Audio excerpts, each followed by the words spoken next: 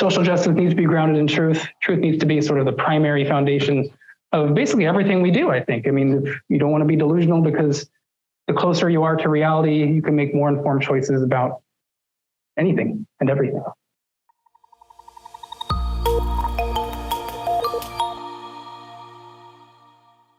Hi, good afternoon. Thank you so much for coming. I want to thank the Moms for Liberty of Yolo County for putting on this presentation, this most important presentation. I get the distinct pleasure of introducing Colin Wright. Colin is an evolutionary biologist. He's a Manhattan Institute Fellow and an academic advisor at the Society for Evidence-Based Gender Medicine, also known as SEGM, S-E-G-M. He received his PhD in evolutionary biology from UC Santa Barbara in 2018 and was an Eberly Research Fellow at Penn State, my alma mater, from 2018 to 2020. He is a prolific writer. If you don't know his Substack, please sign up for it. It is Reality's Last Stand. It is filled with facts and simple language that you can use to help educate other people who don't believe in biology anymore.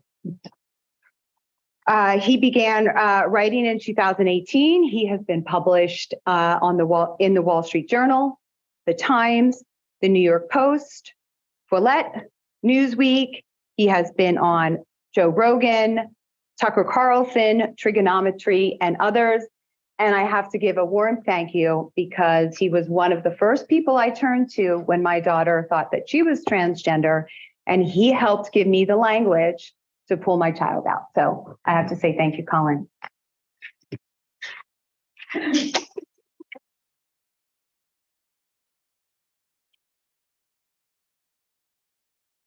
Well, thank you, Erin. I appreciate that. I didn't quite know about the part with your daughter, so thank you. It's really great to be back in Davis. You know, I actually did my undergrad here at UC Davis. I had the full Davis experience. I had a bike stolen here in 2011. So yeah, it's good to be back. There doesn't seem like a lot's changed. Like, I haven't been on the campus yet, but I might take a look later. So just for a little background about myself, I'm an evolutionary biologist. I have some experience, I guess, talking about, debunking pseudoscience about biology. I used to, actually wanted to become an evolutionary biologist because of my interactions with people who were, pushing things like Earth creationism and intelligent design. So I thought some people were wrong about biology, and I wanted to combat some of these ideas out there. And mainly because, denying something as fundamental as like evolution, it has a lot of spin-offs in society. For denying fundamental aspects about human biology, bad things are going to crop up in our everyday society. Evolution is important for, looking at how disease spreads. We just had a pandemic, and, tracking variants and all that type of stuff. It's super important for medicine. There's a famous biologist who said that, nothing in biology makes sense except through the light of evolution. I think that's a very powerful and true statement. You have to acknowledge, the history of our species to understand more about who we are, where we're going, where we've been, all of that. This is basically why I now have kind of pivoted to talk about people denying basic facts about the biology of sex. Biology of sex is a foundational aspect of what it means to be a human species. You can't deny these fundamental realities of sex and expect, the society to keep humming along like nothing happened. We're seeing this now. We're seeing sort of the collateral damage of this rampant sex denialism. Things like Leah Thomas competing in female sports, who's biologically male. It's harming even, I would say, the gay and lesbian community, because this idea of what it means to be male and female used to be, the foundation of what being gay was all about. Homosexual, not homogender, is how they kind of phrase it now.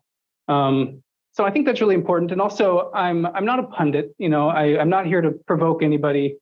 I am not a bigot. I just want to make factual claims about biology. I see my duty as a scientist is really just to state things about how the world is, and then we can all have productive conversations about what we do about the state of reality. So I'm not political. I'm not here to own the libs. I'm not here to get certain candidates elected into office. I just want to make factual claims about biology, and then we can all hopefully have productive conversations. So that's what I'm going to do.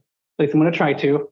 So some of the biggest pseudoscience out there is this notion that sex is a spectrum. And I'm going to go through a couple myths about the biology of sex to sort of debunk this myth. And I hope we'll have a good understanding of what it means to be male and female by the end of this and why that's important.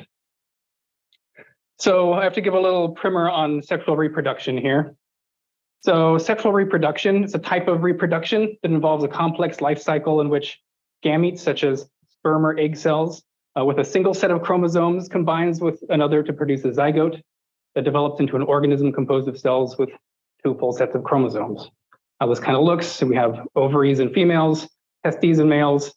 Those produce eggs and sperm respectively. During mating, those create a zygote that continues to develop and differentiate until you get a full-fledged new organism at the very end of this.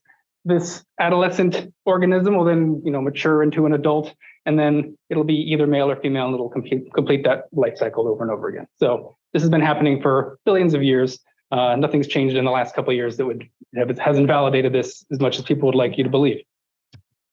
So what are males and females? It's really mind-boggling. This is the question that we're asking in society nowadays, because I think it's pretty fairly obvious. Common sense will take you most of the way there in understanding what a male and female is. But there's some nuance about the scientific definition of what this is. It has something to do with eggs and sperm. So broadly speaking, males are the sex that produce small gametes or sperm, and females produce large gametes or ova. This is true across not just humans, but across all mammals, all animals, and even the plant animal kingdoms together. So this is just the fundamental definition of what it means for organisms to be male and female. But people will immediately start objecting. They'll say something like, well, not all individuals produce gametes. Adolescent boys, for instance, they don't produce sperm yet. Postmenopausal women, they're no longer producing ova. Do they cease to become males, or is the adolescent boy not a male until they start, going through puberty? Well, when we're actually talking about the sex of an individual, like flesh and blood organism, their sex is defined based on their reproductive anatomy. It's defined by the type of gamete that their anatomy is organized around through development to produce. So you just sort of have to have the reproductive equipment. That's how we, sex actual flesh and blood individuals, okay? So because there is no third or intermediate gamete between eggs and sperm, there's no spurgs, there's no spegs, and there's therefore no third type of tissue or anatomy that can develop around to produce it. There are only two sexes in humans. And so because there's only two sexes, sex is binary. That should be the end of the talk. Really, yeah, but there's a lot of activists will try to just muddy the waters about those absolutely basic facts of biology. I almost said human biology, but as I said, this extends to the entire plant animal kingdom of what males and females are. So I'm going to debunk a couple of these myths about biological sex that have really spread around a lot. I never thought they'd spread this much, honestly. When I first heard people talking about the sex spectrum and sex being a social construct, and it's just completely arbitrary and we can just redraw the lines anywhere we want to, I treated it sort of as the way I was treating like something like flat earthism. It wasn't worth my time addressing, because there's no possibility this is going to start spreading and catch like wildfire through society, because it's just so against common sense, and even more so. Everyone knows, back then there was actually a debate in, prehistoric times about whether the earth was round or flat. And they had to actually do some interesting measurements to discover this. But for biology of sex, it's really pretty straightforward just by looking at people. So the two myths I'm going to be debunking here is, one, the sex is a spectrum. I call this sort of a sex eliminationist argument. It argues that there's no such thing as male or female. There's just sort of varying degrees of maleness and femaleness, and we all just sort of occupy, this percentage of being one or the other. Then there's these other arguments that are sex expansionist arguments. So there's more than two sexes, okay? Weirdly, these two camps, even though they're really opposed to one another, you'll see the same person making both of these arguments. I really want to see the debate between like those two camps.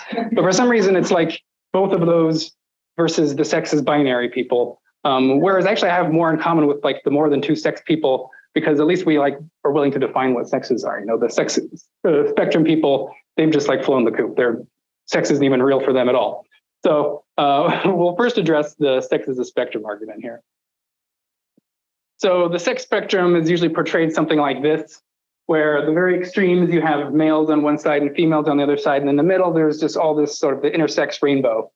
They actually don't usually say that you can occupy any of the extremes. We're all just sort of somewhere along this spectrum. And so to some degree, we're all intersex to some degree. No one is completely male or female. You know, maybe you're 90% one, 90%, but no one can ever just be one or the other. This is like their argument. Sometimes they try to make it look more sciencey, and they'll make something like this, which is, it's still a spectrum because there's still like this, you know, this continuous axis.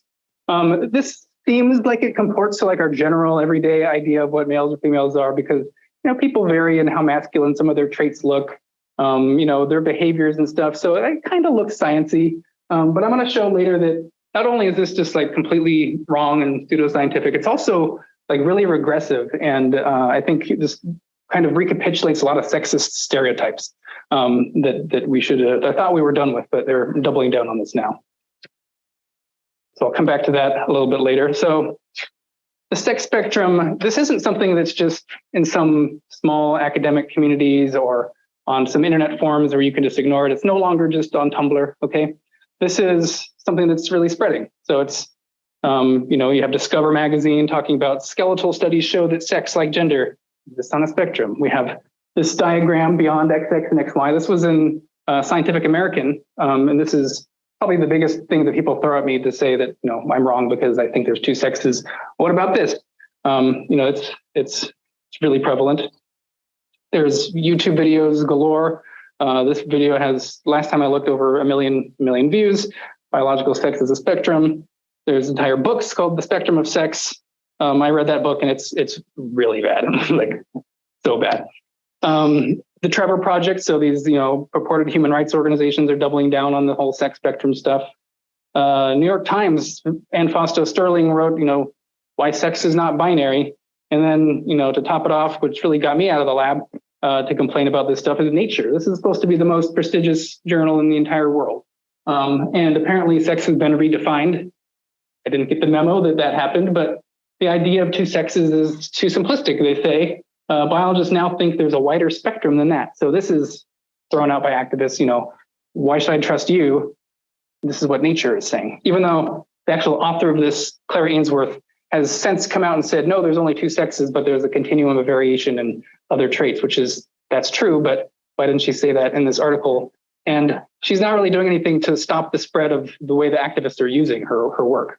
So you might say, okay, it's the ideologies everywhere, but, you know, what are the real world consequences of this? Well, you know, if we're going to be confused about what it means to be male or female, we can't draw any lines around it, whatever it is, it's a social construct.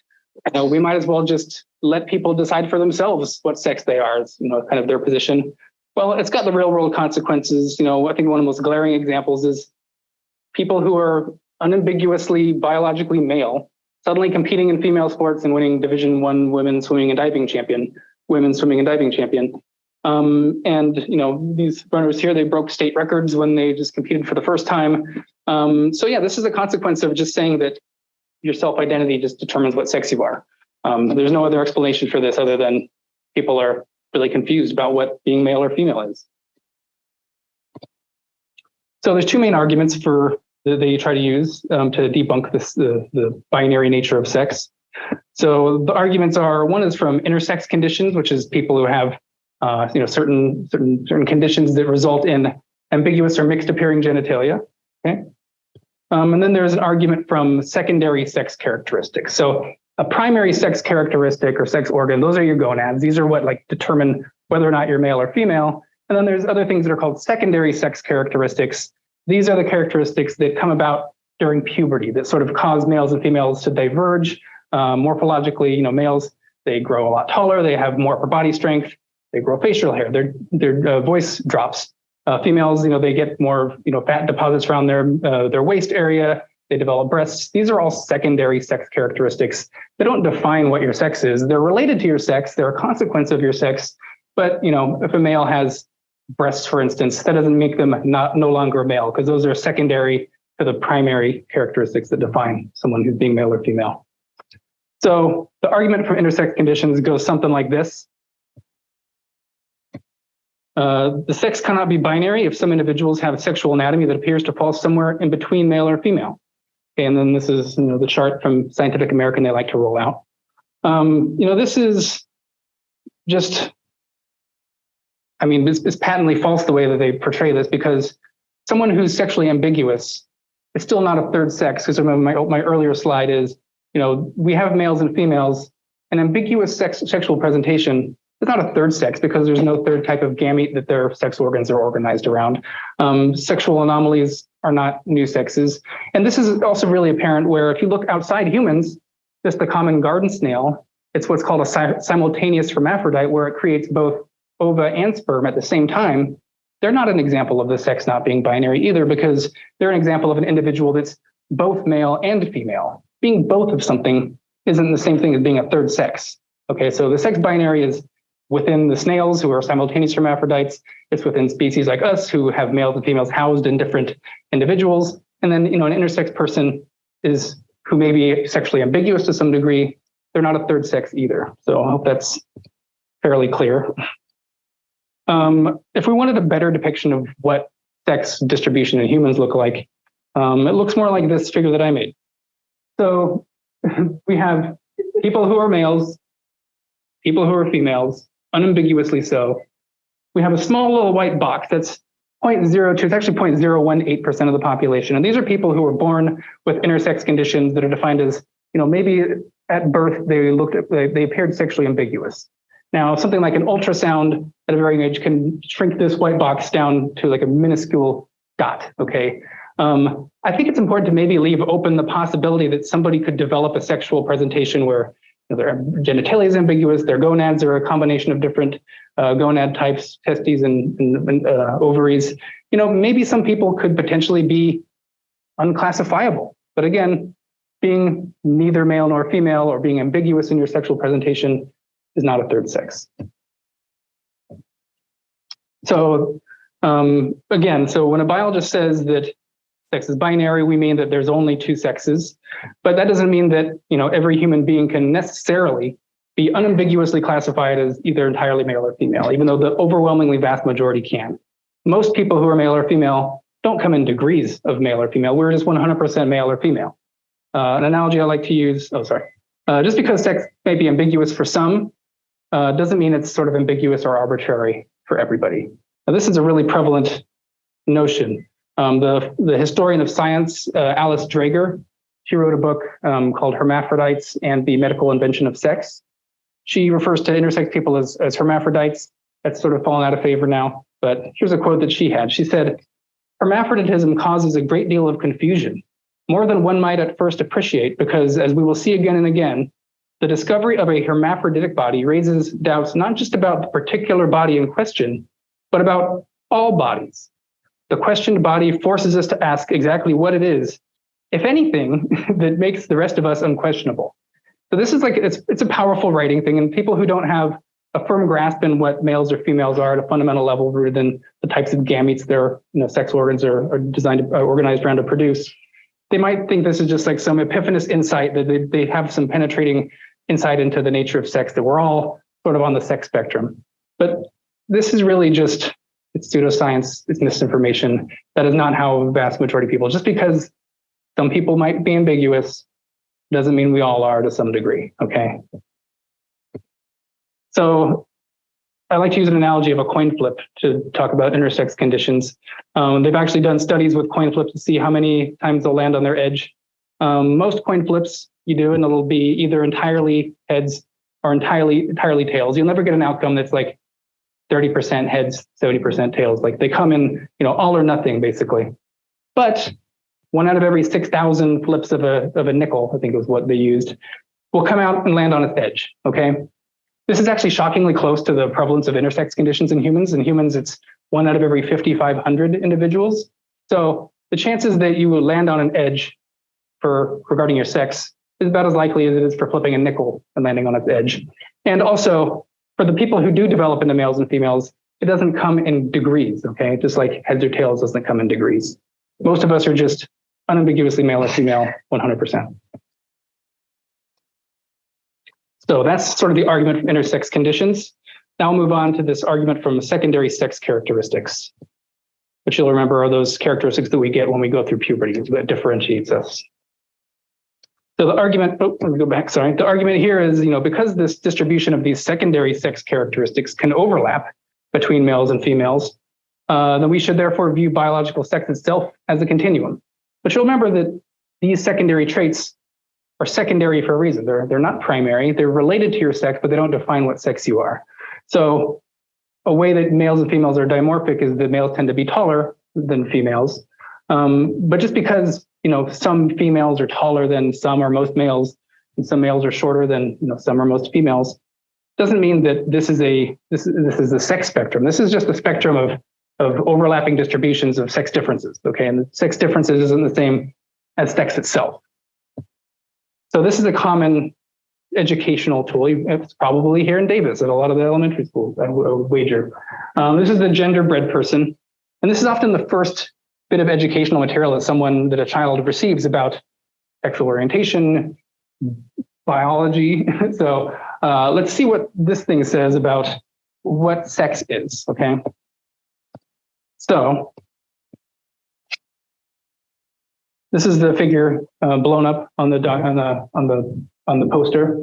This is how they see biological sex. They have sex going from nothing, a canceled sign, to femaleness and maleness. They can't even bring themselves to say male and female.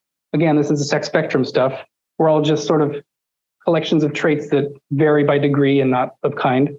And then when you look down and see what the traits they're using to decide whether someone is male or female, it's things like physical sex characteristics you're born with and develop, including genitals, body shape, voice pitch, body hair, hormones, etc.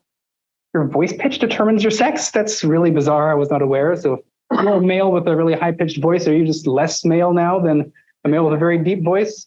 This is, I'm kind of touching into the whole, sexist regressive stereotype aspect of the sex spectrum here, which I'll kind of go into more detail here.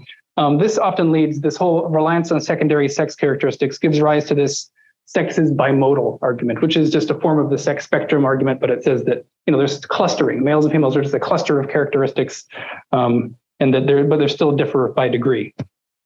So I first heard of this bimodal argument on Twitter. There was like a really viral thread that went out there by this guy, his name is Science Bet. I think he got something like 26,000 retweets or something, millions of views. But this is broken free of Twitter. This is now published on websites like Science-Based Medicine. You can see these in published journals as well. So I made a little sex spectrum just to clarify, because the first diagrams look terrible. So is this the way sex is? So I'll show you why this is sort of a regressive stereotype, how it reinforces sexist stereotypes, because let's just try to look at examples. Let's take the sex spectrum at face value and see what it necessarily pops out of it, okay? Male B and male A. Maybe the x-axis is something like, according to the gender-bred person, voice pitch or something. That would mean that male A, who's got a deeper voice, is more of a male than male B. Or maybe this is breast size on the bottom here, and female D, if you have giant breasts, is that going to makes you more female than female C? Like, is this really what we want to tell people? I think the sex spectrum recapitulates what I call like this playground bully logic. I remember kids that would bully the effeminate kid who was scrawny, who had the high-pitched voice or whatever, and he'd be bullied relentlessly. And, sometimes they might say something like, "What are you, a girl? Look at your traits." Well, if you take the sex spectrum seriously, yeah, the kid getting bullied might actually be more of a girl based on those traits. This is just taking the sex spectrum at face value. Whereas, I thought we were past that. I thought we were kind of more in this liberal idea that, no, Dwayne "The Rock" Johnson is just as much of a male as, any effeminate male who happens to come by. Just because, there's might be more masculine traits in general It doesn't make you less of a male or more of a female. This is just the sexist stereotypes we thought we were trying to avoid. But the gender sort of ideology, the sex spectrum stuff, it really just concretizes those sex-based stereotypes, saying that, yeah, you're more or less male or female depending on insert your trait that you want to put on there. When biologists in nature measure a population for whatever trait it could be, weight, height, length, whatever, if you see a bimodal spectrum that pops out like that, the first thing any competent biologist would do is say, is this one population, or is this population maybe is two populations, or maybe there's subpopulations within it? Okay, that's what any biologist would do if they're measuring things in nature. And because we know that sex is a real thing, usually if we see a bimodality in nature, this means that we're looking at males and females here. So rather than this idea that these traits literally make you transition from male to female if you just move from one side to the other with respect to something like breast size or something, in reality, we can look at things something like height. Now, this is the bimodal distribution.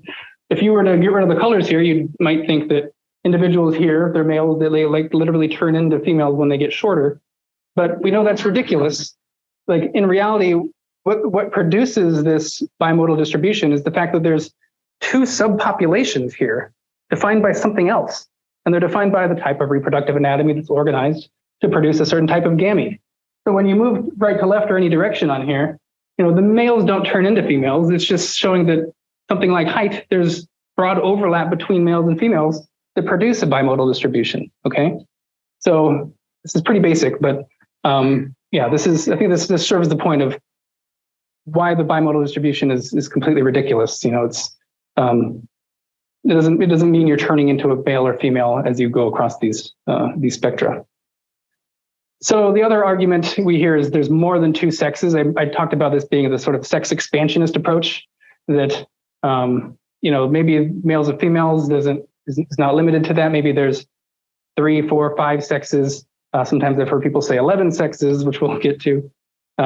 So Anne Fausto Sterling, she's known for this idea that there's 5 sexes. Okay, she wrote in some of her books and articles, for biologically speaking, there are many gradations running from male to female. Along that spectrum lies at least 5 sexes, perhaps even more. We'll see about that. Yeah, she's wrote a lot of these articles. So what is that based off of? Oh, sorry. There's also a lot of, the same article that said the sex is a spectrum. This is an example of, contradictory stuff. Sex is a spectrum, then there are more than 2 sexes. Well, that's like the sex expansionist and the eliminationist thing, and just in one YouTube video here. And then, on Twitter, this is just everywhere. You get people touting their credentials. We have Dr. Shay Akil McLean, BA, MA, PhD. I'm a transgender biologist, specifically an evolutionary geneticist who studies humans, responding to my friend, Zach Elliott, who's making the claim that there's only 2 sexes. And the rebuttal to this claim that there's 2 sexes, what about all these different ways that chromosomes can be arranged? We're taught that XX and XY, is what makes us male or female, but there's plenty of different things. There's Klinefelter syndrome, where the male can be XXY. Is that a 3rd sex? And there's much more than just that. There's perhaps 11 different ways that these can be arranged. So here's 11 different ways that we see chromosomes, and these are real conditions that people can have. Does that mean that there's 11 sexes in humans? Well, when you understand that what determines a sex is different than what defines a sex, and this is like a really important distinction here, because in humans, mammals, and even in birds, we have what's called chromosomal sex determination, okay? But that's actually the word determination. It's a very specific term used in developmental biology that essentially just means the mechanisms that send an embryo down a developmental pathway that results in a male or a female body, okay? You don't necessarily you can have other species that don't use chromosomes at all. They can use temperature-dependent sex determination, where the males are produced when they're incubated at a certain temperature, like high temperatures produce males, low temperatures produce females. It's not true that if your chromosomes define your sex, okay? Because plenty of animals and plants don't use chromosomal sex determination, okay? But sex is always defined the same way across all organisms based in their primary reproductive anatomy that's organized around the production of either large or small gametes. Okay, so when we re-look at this, we can see that this is the sex of the individuals. We have female, male, female, male, male, male, male, female, female, male, male. That's because they all have a Y chromosome. On the Y chromosome is a certain gene called SRY that if it's active, it will send an embryo down the developmental pathway that results in males. So because these all have Y chromosomes and presumably active SRY genes on them, that's what makes them males, okay? So no, this is not 11 different sexes. This is just examples of chromosomal variation within the two sexes, okay? So that's an important point. And oh yeah, that's the alligator because they don't use chromosomes at all, but we still know what sex an alligator is because we know that the sex of an individual is independent from the mechanisms that produce it. We wouldn't be able to know that Y chromosomes were associated with males and humans, or that high temperatures were associated with males and alligators, if we didn't already know what sex was independent of these traits. We couldn't make that correlation. We already knew what sex was beforehand. That's the only way we could say, oh, look, males have a Y chromosome. Because we knew what males were before we discovered Y chromosomes, and we knew what males were before we discovered that the sex of an alligator is determined by temperature. That has to be the case. We wouldn't have been able to make that discovery if that wasn't. Okay, so this is the question I always get, why does this all matter? It seems just like this weird academic debate of, we're discussing these little minutia. Does this actually matter? I think it matters a lot. The reason that got me most upset about people making these false claims about biology was because I wanted to be a scientist and also a science communicator, which of course I'm able to do now, but forced out of my lab. And I think this type of stuff really destroys the public trust in science, honestly, because people know that males and females are not social constructs. And so when you see a biologist up in front of you saying, this is all arbitrary, you have no idea what you're talking about, you're crazy, you know that they're just lying or that they're motivated by politics or whatever it is. And then you'll see these same scientists who go out in front of you and they'll talk about other topics that are much more complex, something that I don't even have the qualifications to look at, like epidemiology. We just went through a pandemic. We have to turn to scientists to talk about how this is spreading. What are the mortality rates? What are all this stuff? Modeling the spread of these variants through the population. That's incredibly technical work. And if you saw that scientist the day before saying sex is a social construct, how on earth are you going to trust what they're saying on something so complex that you have no access to besides to trust them? You can't even trust them on the low-hanging fruit. How are you going to trust them on the things that are impenetrable? Same thing with things like climate change. Climate models are incredibly complex to model. I certainly can't do it. I can't, look at what the scientists are saying about that and come to any good conclusions. I have to take their word for it. But if the scientist was the day before saying sex is a social construct, well, how are you going to trust what they're saying on all these other topics that we don't have access to? Okay. So that's what really gets me going, is that they're destroying public trust in science. And it's good that people don't trust them anymore because they don't deserve your trust if they're making everything political. I hope one day we can regain the trust of people, but it starts by just telling the truth on really basic things first to gain that kind of trust on things that everyone can observe that are pretty common sense. And then maybe we'll start listening to them on other complex topics that, maybe have not as much political attachment to it. Sex also matters in some contexts, not all contexts, but we are sexually dimorphic species, not as much as gorillas, but a little bit more than chimpanzees, for instance. It shouldn't matter if you're applying for a job. We shouldn't say, is this person a male or female? Probably not. If they're getting a raise, we probably shouldn't determine that based on their sex. That should be just based on merit. So there's plenty of context, probably most contexts, sex shouldn't matter in society. We should treat everyone as individuals. But in certain contexts, sex does matter because we are sexually dimorphic. Things like women's sports. We have women's sports for a reason, because if they didn't have a protected category, then there wouldn't be women's sports. We can debate about whether there should be women's sports, but we can't say that, well, there can't be women's sports because women are a social construct and we can't care about it. If you want to argue that women's sports shouldn't exist, just own that, argue that it shouldn't exist, and then we can actually have a debate about it. But don't try to say that sex is a social construct. We can't even care about it if we wanted to. women's protected spaces, prisons and stuff, for instance. That's all important. And then something we'll go into a little bit later in my second shorter talk. I think it's really confusing and harming children. Honestly, it's confusing them about their bodies, what they are, telling them they can just identify into whatever category they want to. I didn't even really talk about gender ideology during this talk, but something has swooped in place of this sex denialism that tells people that they can just choose whatever sex they are based on these stereotypes that they find the closest affinity to. That's insane. It's confusing them about the relationship between their behaviors, their brains, and their bodies. It's saying that this can be corrected. If you're a masculine female or you're a feminine boy, this can be corrected through things like, social transition, puberty blockers, hormones, cross-sex surgeries. How about we just let boys be boys be girls? If you're a masculine girl, that's perfectly fine. You're still a girl. Just express yourself in any way that you want to based on your individual nature and don't deny this fundamental aspect of your sex. I would never say to reduce anyone to their genitals. Your genitals don't tell you who you are. They tell you what you are in a very narrow biological sense of being a male or female, but it doesn't tell you anything about the person. And so I think if we just sort of embrace that, then that's sort of a good path forward. And then, I just think truth matters generally. I think there's an inherent value in the truth. You never know when it'll be useful. True things, they pop up all the time. Plenty of discoveries in science are made. We don't know their utility yet, but it's true, and maybe it'll come back and then turns out that this is a very important thing. And if you do care about social justice, you need to care about the truth even more, because if you're basing your policies, your activism on things that are just patently false, you're going to cause more harm than you're solving. You're going to try to bend reality to fit your worldview.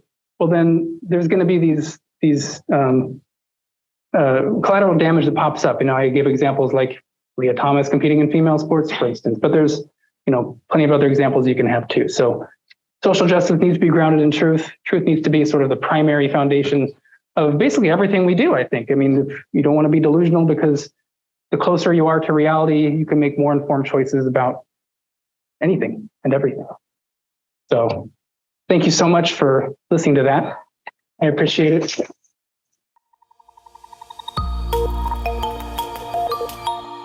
I think questions from anybody. If people disagree to, I'd like to field those kinds of questions, but whatever. You want me to call on people, or do you want? You can go. You had your hand up first. Right. Clarification about your assessment.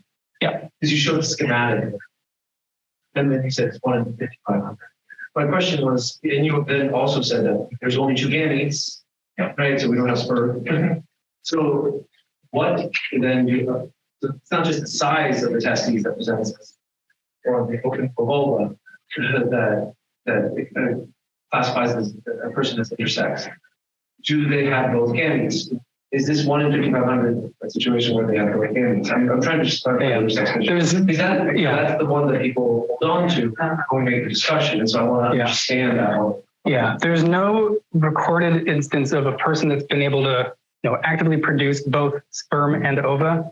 I think one study people will throw out is like someone who appeared to be, biologically male. They had one testicle, and the other side was like an ovary that had like some ovulation event, but it's a dead end because it can't go anywhere. They didn't have any of the other female reproductive anatomy.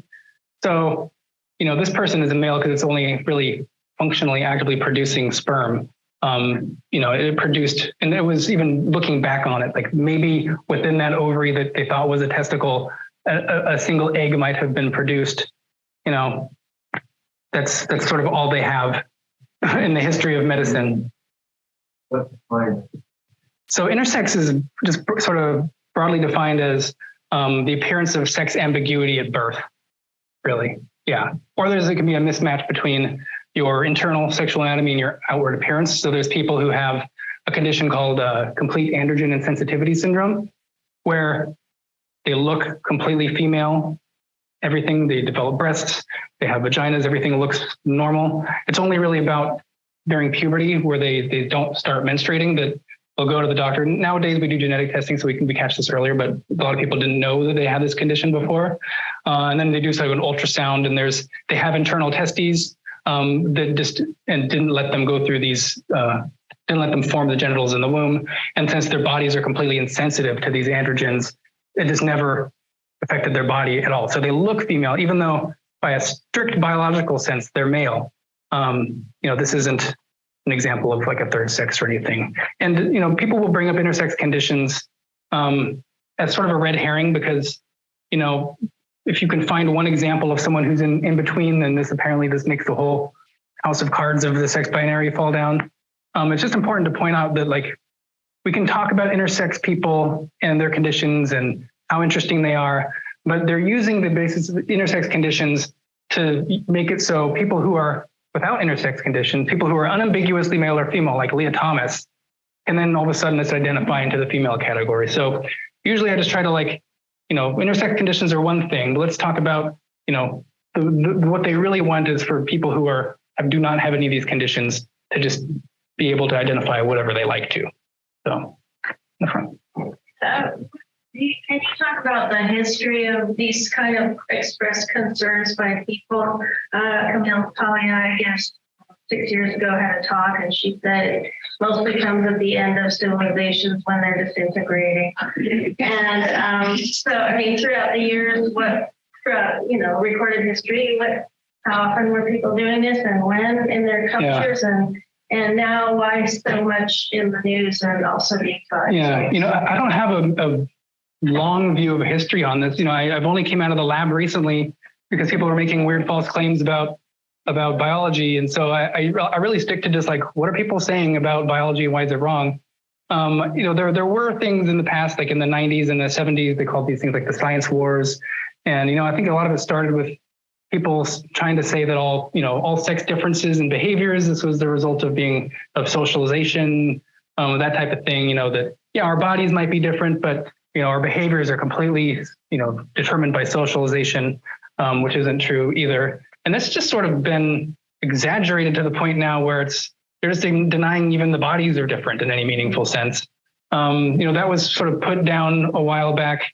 There was this rise of like these postmodern ideologies that truth is this constructed thing. Their discourse, there's no the truth. There's just your truth and our truths. And truth is something that people do spread because they're in positions of power and they want to oppress people. And so, it's all these sort of ideas that was trying to take over science in like the 70s and then again in the 90s. And there was someone named Sokol. He published an article that was, he was a physicist or a mathematician. And there were a lot of these postmodern ideologies coming out in physics, trying to, all this woo-woo about, what was probably like quantum stuff or whatever. And so he just sort of wrote a BS paper and he got it accepted to these journals. Even though it was complete BS, he outed himself as like, no, this isn't even a real paper, but I got into this really big prestigious journal. And so that really just shamed the people who are trying to do this whole like truth is a social construct thing. That went away for a while, but it seems to have just been kind of festering underneath the surface at universities and a lot of departments. It took over like women's studies departments, which turned into gender studies departments, which turned in, there's the studies, the science studies, where they're these humanities people, where they think they have more insight into the sciences because they study scientists and what scientists are doing, but they're not scientists themselves. And so they can sort of craft these narratives about like that they're sort of more high and lofty than the people who are actually in the lab doing the work about this. But it's all just like social construct stuff. And it's got that postmodern influence. So I think we're going through another phase. It went away before because it didn't have a lot of backing to it. It was just like it was exposed as being clearly false. I think now we have this resurgence, but it has done like a brilliant move. And I like to talk about it in terms of like Darwinian evolution sometimes. It's like mutated in a way that makes it much harder to get rid of because it sort of draped itself with like the rainbow flag and all of the things that people associate with everything good. And no one wants to be on the wrong side of history. No one wants to criticize the people who are waving these certain flags of these colors that everyone associates with. They were the right ones or whatever. And so now you can't criticize false ideas without being called a bigot. That was my experience in academia. I thought academia was about just we have disagreements and here's my evidence here. You can counter with yours. But no, as soon as I started saying, I think you might be wrong about the 5 sexes thing, it was you're a bigot, you're a white supremacist, you're a Nazi, all of that. So that's why I left academia, because it was clearly not a place for ideas. Blue shirt in the back there.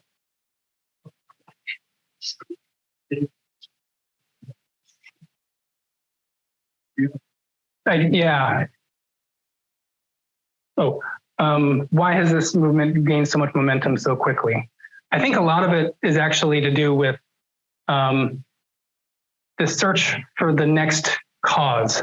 You know, we had all these organizations, the ACLU, Human Rights Campaign. They received so much funding because gay marriage was the biggest issue of the day. I happen to agree with the gay marriage. I think that was a good thing. And then once you had the Supreme Court case that made gay marriage the law of the land, well, you have all these organizations that are getting sometimes billions of dollars of funding. Like, what are they going to do? Just shutter their doors, turn their lights off, fire 90% of their staff, and just be like, well, we won. Well, no, they have to sort of search for the next cause, and they just happen to have this ready-made cause there. There was, the bathroom bills that happened, I think, in like 2015, and they just made this the next frontier, and they shunted those hundreds of millions, if not billions of dollars into this little issue that no one was prepared for. But of course, they've been busybodies making all this document, all the articles and the literature and their fake journals for a long time.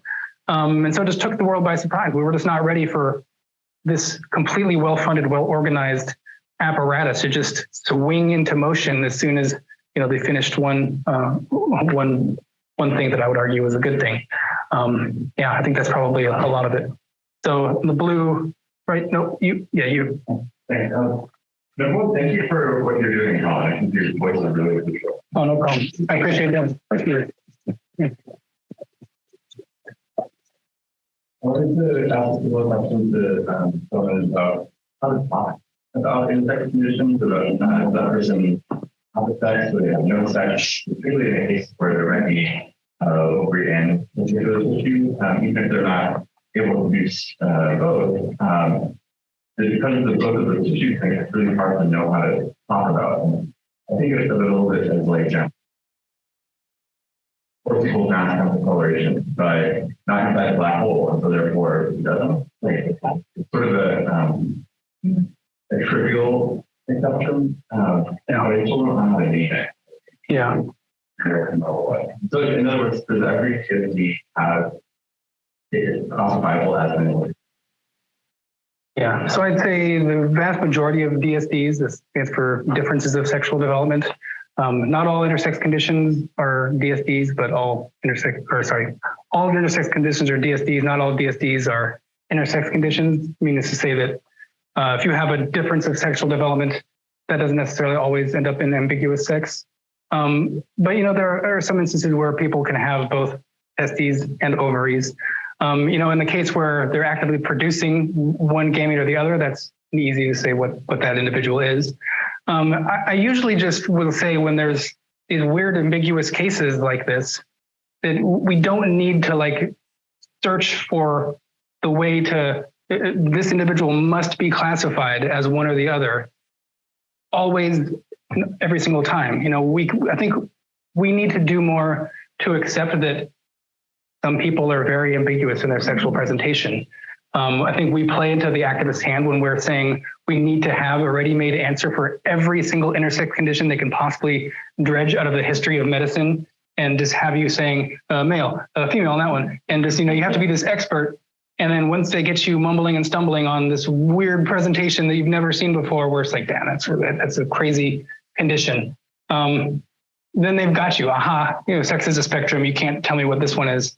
I just wouldn't take the bait on that. Just say some people could be sexually ambiguous. That doesn't mean that we're all sexually ambiguous to some degree. Intersex conditions is separate from being transgender. Transgender people are not sexually ambiguous unless they happen to be intersex as well or something.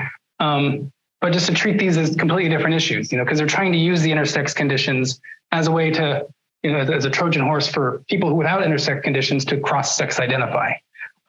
So except that maybe there's some variation that's difficult or impossible to classify, I don't think we need to be in the game of, making calls on every type of intersex condition that exists out there. So I would just sort of neutralize some of the questions when they start getting into the nitty-gritties, because they're really not relevant to the main debates we're having in society.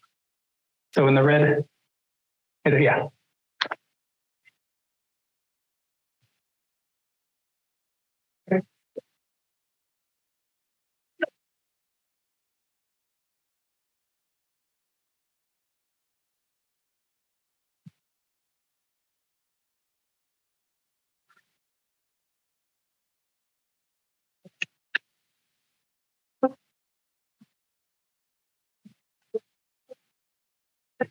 Yeah, so activists want to make intersex conditions as prevalent as humanly possible. They want, she asked about PCOS and why activists are saying that someone with polycystic ovary syndrome who tends to have higher levels of testosterone and some more masculinization in their features. Why do activists do this? Why are they dragging these people out and calling them intersex? Well, they're not intersex. They're unambiguously females. They have higher levels of testosterone because of the cysts in their ovaries can produce levels of testosterone. Again, this is like sex spectrum stuff, where if you have masculinized other features apart from your ovaries, that makes you more male possibly. They've also conflated DSDs, the differences of sexual development, with intersex conditions. There's some people who have a DSD, which is called hypospadias. This is a condition where males' urethra doesn't make it to the very tip of their penis. It's usually just like right under the head. It can be various degrees. These individuals aren't sexually ambiguous. They're clearly males. They just have, their urethra doesn't go to the complete tip of their penis. Okay. They want to say that these are intersex people, but to maintain any sort of clinical relevance, you really need to have intersex conditions reflect some sort of sexual ambiguity, okay? Just a small little difference of development doesn't mean you're intersex. Activists want to make the number of intersex people as large as possible. Anne Fausto Sterling, she's known for saying that intersex people are 1.7% of the population. That's 100 times greater than the actual incidence of it. Because they think if you can just have this big number of intersex, then more people are sexually ambiguous, the sex spectrum somehow gets more validity. Where in reality, it could be the case that 50% of the population is intersex. There still wouldn't be more than two sexes. It would just be really odd that we'd have all these sexually ambiguous people walking around. But they want to add people with PCOS. They want to add people with hypospadias to this number, just because in their minds, it just makes their case for the sex spectrum better, even though it doesn't. I saw all hands go up at once. I'm not sure how I'm going to bring this question yet, but I really appreciate saying it's very simple, male, female, intersex is a very small part of that equation that we shouldn't base it. I think it's critical. I love that. It makes that question of gender very simple. But I think that the question that's out there really for people is, how do they feel in their mind? And so there are some females who feel like they were born in the wrong body, maybe not because they had all this pressure from whatever, all this pressure that's happening now to teenagers or younger. But in the past, we've had people that feel like they're a male and they're a female body. But they're like the female.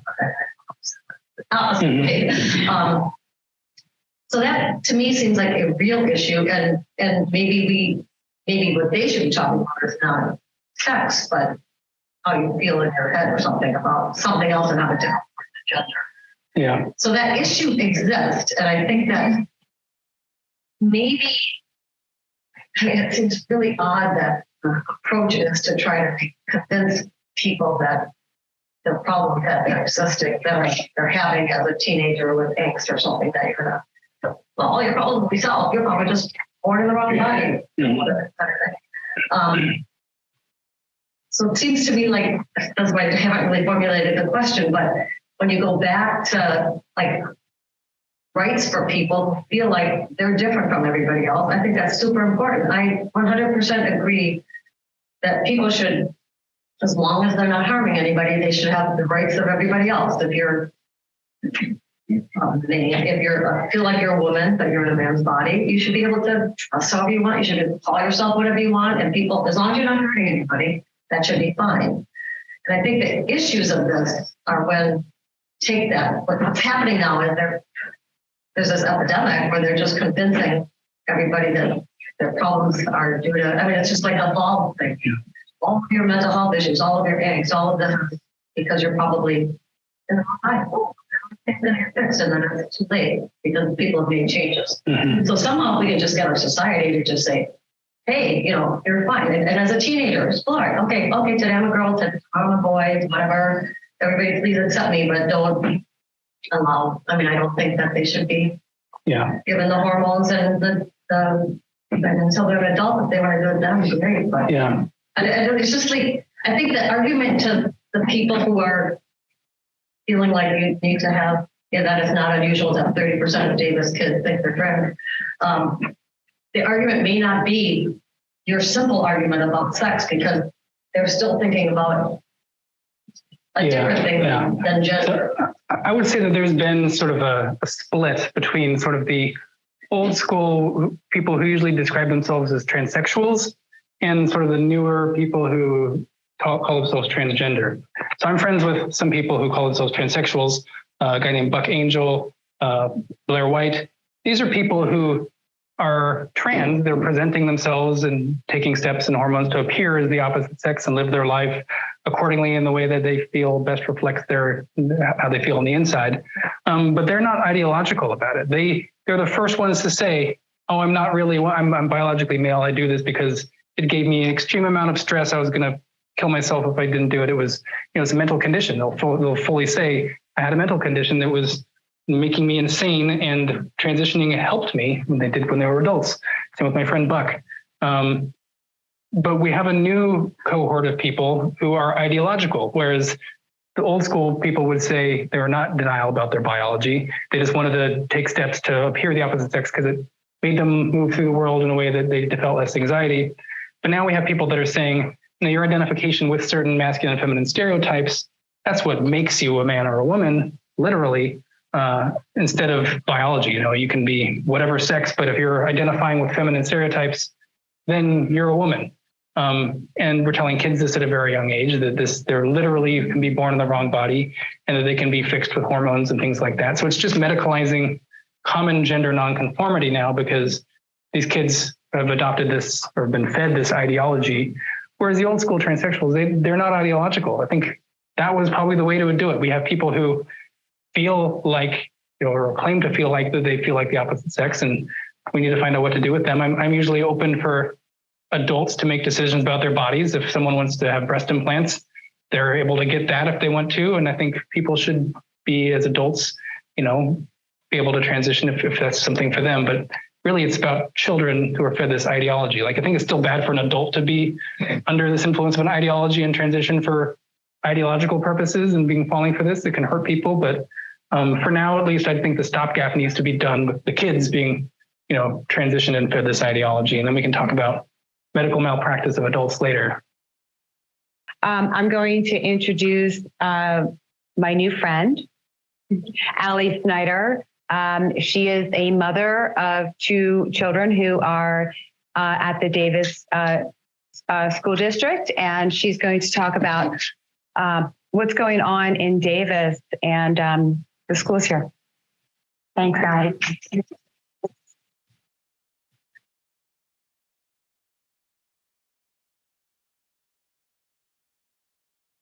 Okay. Hi, everyone. My name is Allie Snyder, and I have children here in the Davis School District.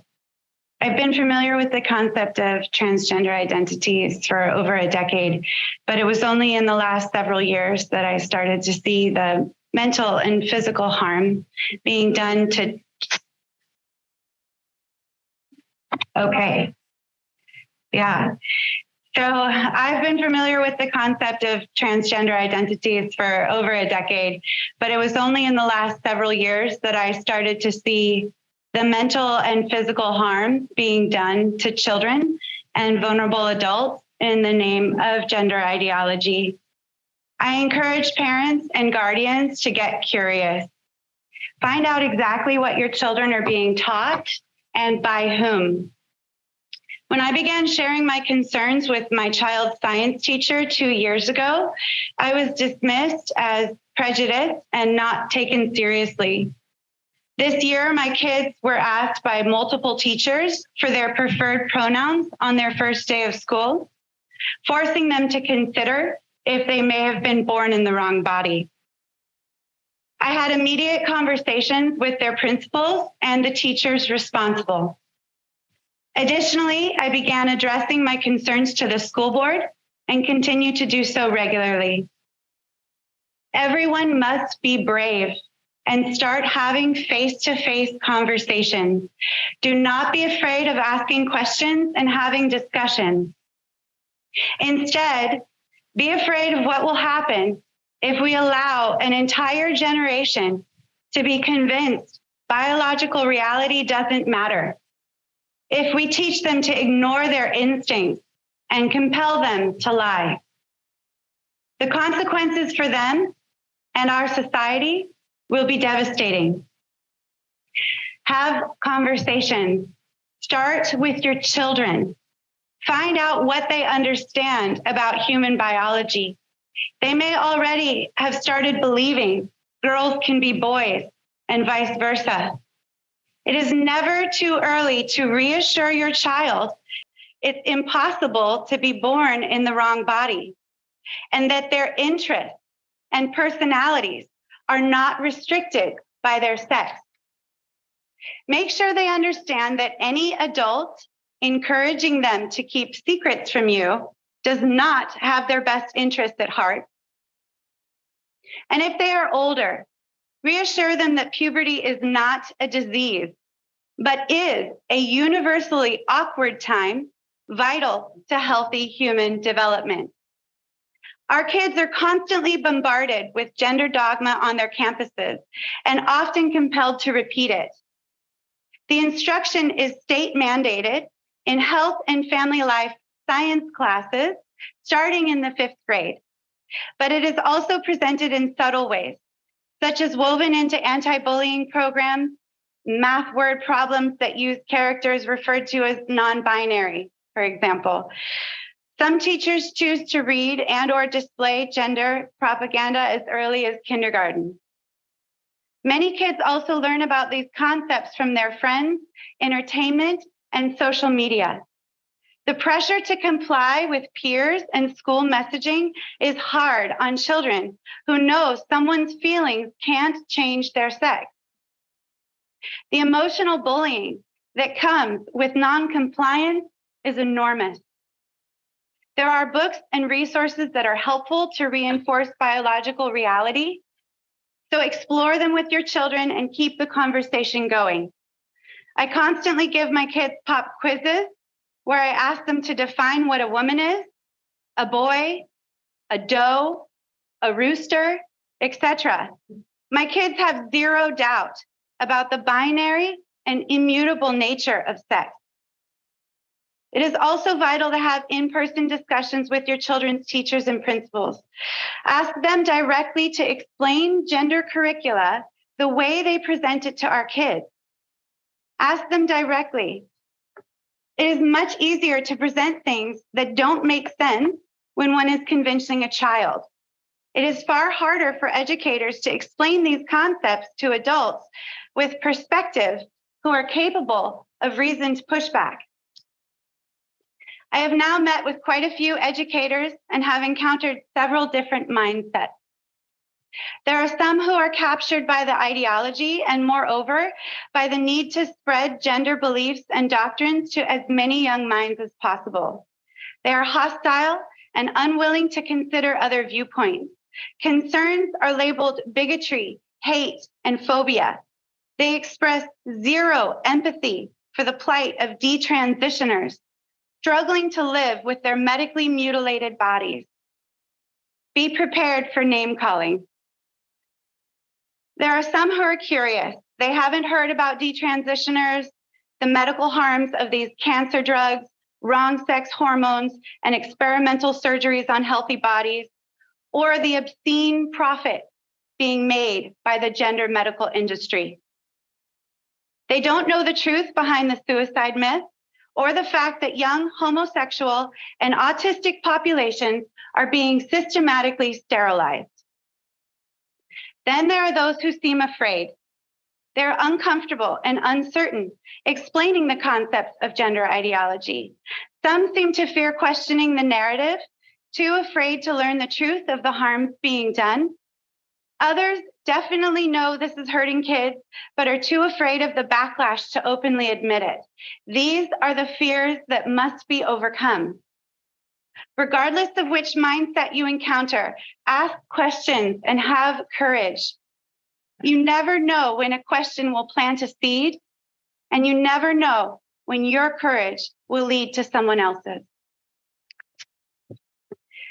So now we're going to show you some of the things that we've discovered in our efforts to learn exactly what our children are being taught in this district. So we'll start with the first slide, which will be all about knowing your rights. All right, so the curriculum is publicly available. You can file Public Records Act requests. You can observe the classroom, take advantage of your parent-teacher conferences, and you can opt out from family life and sex ed lessons and surveys. You can't opt out of some of the other places where you will find gender ideology on campus, but you can opt out of those. So where is this in our schools? You can look at our district website where there are policies, trainings, referrals. It's also in the science curricula starting in the 5th and 6th grade. It's also in Health 7 and Health 9, and it's in high school bio and AP bio. It's in library books. It's in student clubs and social media. It's in the climate surveys, and it's in the mental health. So the counselors and communicare health services that are found on our campuses, and it's in staff training. Next slide. This is our district website, so I encourage you to explore it. You can see all the resources provided. You can see the various organizations our district partners with, and some of the sources they use and they link for the basis on instruction in gender ideology.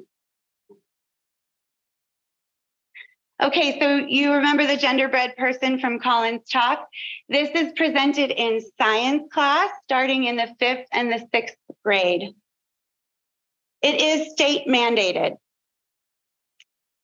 The genderbread person slide is used at this level, calling to mind the story of Hansel and Gretel being lured into the woods with candy and sweets. With this image, they present terms like womanness and manness, as if these have just as much basis in reality as the terms chromosomes and gametes. Here, they also reinforce outdated stereotypes. They introduce kids to terms such as butch and femme, laying the foundation for the idea that if kids don't fit these socially constructed norms, their bodies might be wrong. Their personalities are used to justify the belief that they may have an identity that is somehow inconsistent with their sex. In the 7th and 9th grades are when various gender identities are introduced and the dogma becomes more insidious. They teach as science, gender fluid, gender neutral, genderless, agender, bigender, trigender, pangender, non-binary, and the list keeps going, but we don't have time for all of them. These are also the grades when outside groups may be invited to present to our children's classes without our knowledge. It is incumbent upon all of us to ask point blank about who is presenting these materials. This slide is from a Prezi presentation, so I apologize for the low resolution. There are a couple of things I want to highlight here. One is the identity gender queer, which is defined as gender that may vary over time. This begs the question, if they are aware identities can change over time, why are they so certain that some need immediate affirmation and irreversible medical intervention? This is also when they begin to normalize the idea that men can become pregnant and give birth. If you can see that picture there. They don't address the possible harms done to a baby in utero who's exposed to high doses of synthetic testosterone. Of course, they can't because this experiment only recently began, but this is further proof that the gender medical industry is experimenting on children, even those not yet born. Next slide. In high school, we have our bio and our AP bio books, and the science is starting to be overwritten by dogma. The new bio textbook states, although sex has traditionally been described as a pair of binary categories, we are coming to understand that sex classifications may be less distinct. The AP Bio textbook states a newborn baby is assigned a biological sex at birth with biological sex in quotation marks. This ignores the fact that most babies' sexes are correctly observed in utero through ultrasounds months before they are even born. Social media and GSA clubs on our campuses, our kids are bombarded with messaging through our school's social media accounts, as well as the accounts from GSA clubs. There are flyers all over our campuses and inside classrooms, libraries, and the counseling offices, which encourage our kids to join outside organizations. No parental consent is required. The climate surveys, these are the Youth Truth and the California Healthy Kids surveys. These are confidential surveys that are administered through our district starting in the 5th grade, in which children as young as 10 are asked point blank if they identify as transgender or non-binary, etc. While you can opt out of these surveys, it must be done during re-registration, and do not assume that that is sufficient. One of my children was given the survey against my approval because of an administrative error. So make sure your children know directly that the school should not ask them to take it if you do not want them to. Okay, so we held a demonstration in front of our high school in January and in front of our district offices. At the high school, I had 2 separate high school students come up to me to thank us for our presence.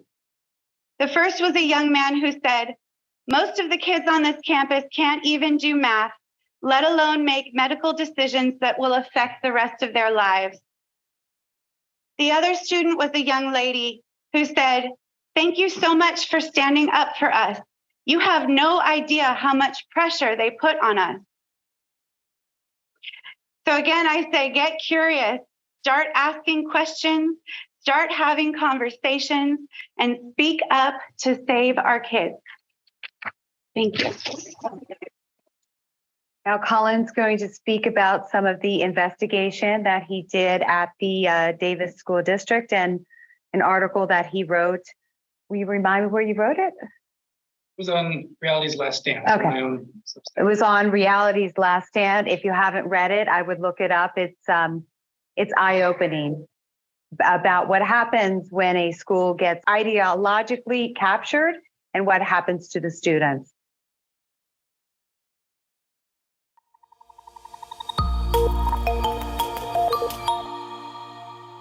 Okay. So the first thing I talked about was just pretty strictly biology. I'm glad that Ali talked about some of the ideological components that have sort of filled the vacuum where they've made into all the biology.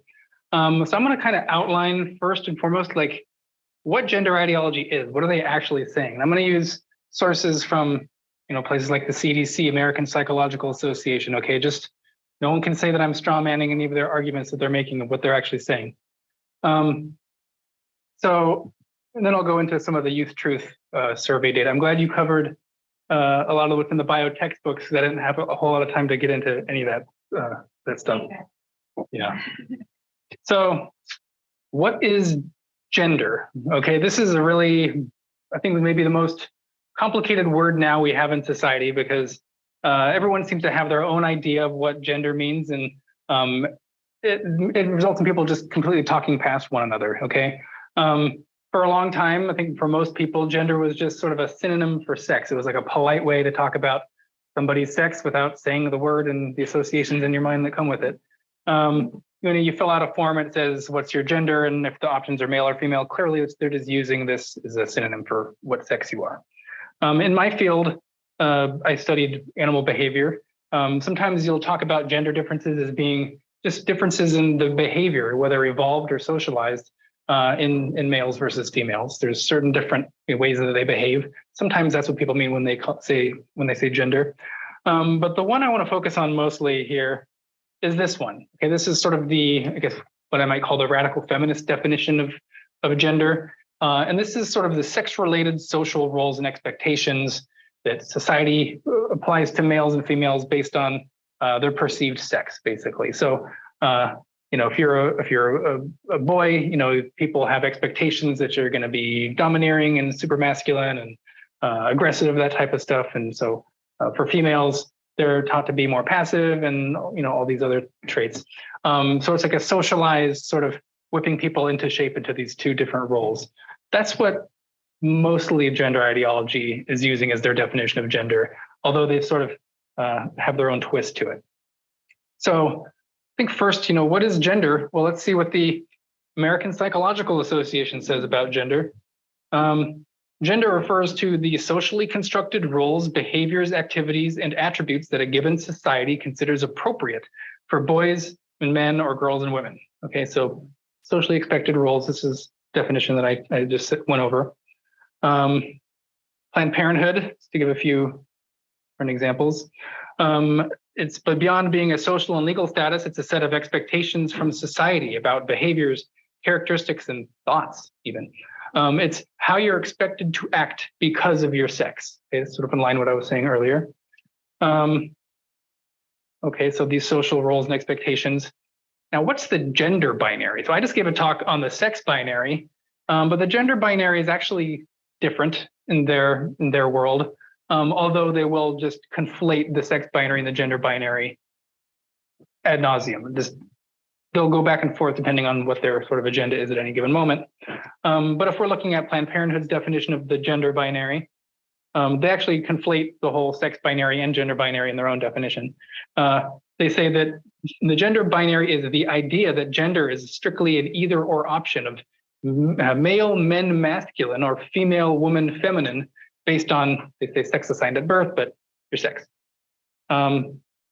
This is really represented in this poster. This was actually used at a conference by an organization called Mermaids. I think this was in the UK or might have been Scotland where they presented this one. This is what they mean by the gender spectrum. We have Barbie on one side, G.I. Joe on the other side. Where on a spectrum might your gender identity be? So clearly when they're asking for your gender identity, they're asking you, like, what is your self-perception of your degree of masculine and femininity? How much do you conform to these stereotypes of masculinity or femininity? So naturally, early effeminate boy is gonna, who likes to play with dolls is gonna say, I'm kind of maybe over there near the Barbie side, or a really tomboy who just likes rough and tumble stuff, and they might identify closer to the G.I. Joe side. That's their gender identity. According to so the gender binary is this idea that males and females are supposed to act like either the G.I. Joe or the Barbie. Okay, and so if you don't conform to any of those extremes, you're what's called non-binary.